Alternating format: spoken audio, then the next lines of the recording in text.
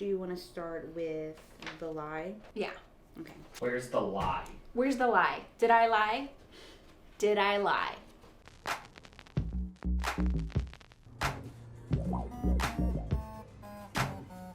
Hey guys, welcome back to our channel. We're CineChix.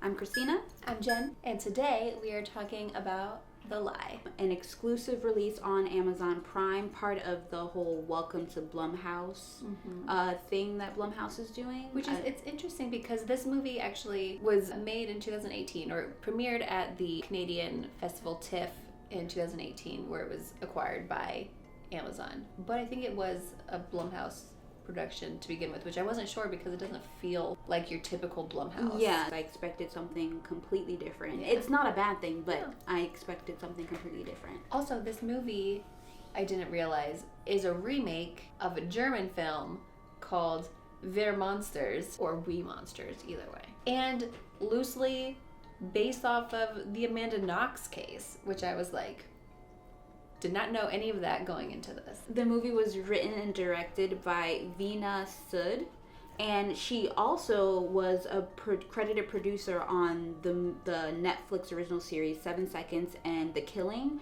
which makes sense for the way this movie kind of plays out. Yeah. Like didn't see The Killing, but I know the premise, and I did see 7 Seconds, and just the way it plays out, this like mystery kind of like crime feel. The movie stars Peter Sarsgaard, Joey King, and Marella Eno. Sorry if I'm butchering that name. How'd you feel about the movie? It was an intense movie. It was a movie that throughout the entire thing, I'm like, what choices are you making? Why is your child not in therapy? It made me really sad for parents of troubled kids to know that like sometimes it's not really your fault.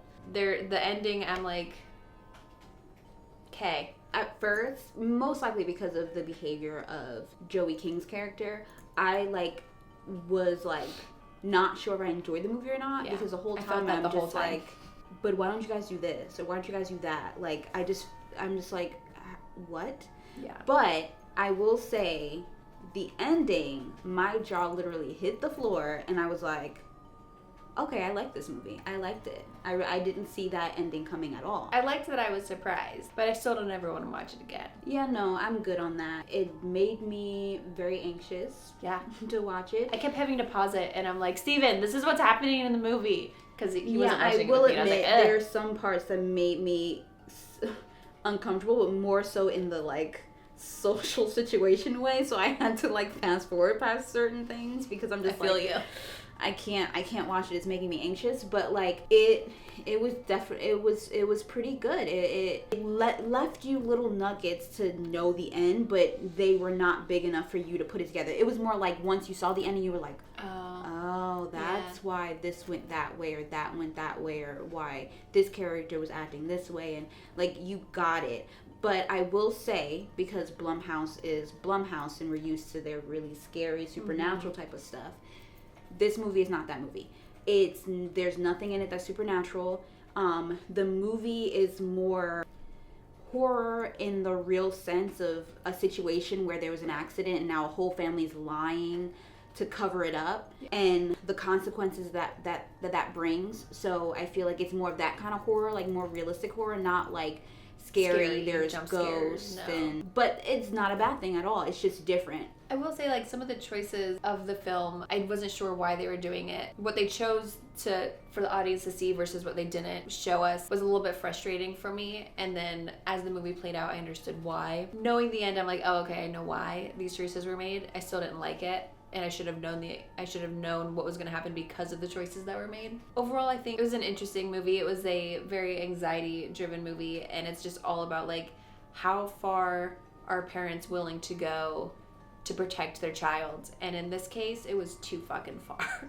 So, would we recommend people watch this movie? I mean, if you like realistic, real life type of scariness, if you like murder type cases type movies, then yeah, I would recommend it. But if you're going into it thinking that you just want a scary movie, this isn't for you. Yeah, I enjoyed the movie. Of all the things I've watched about troubled teens, this was probably the only one that made me feel like, maybe not having kids would be a cool thing. Like maybe like not ever having kids wouldn't be so bad. If some of you guys watched Euphoria, or if some of you guys have watched 13, like I've watched those things and didn't feel that way. Same. And this movie, literally, I text Jen like, yeah, so maybe I don't need to have a kid.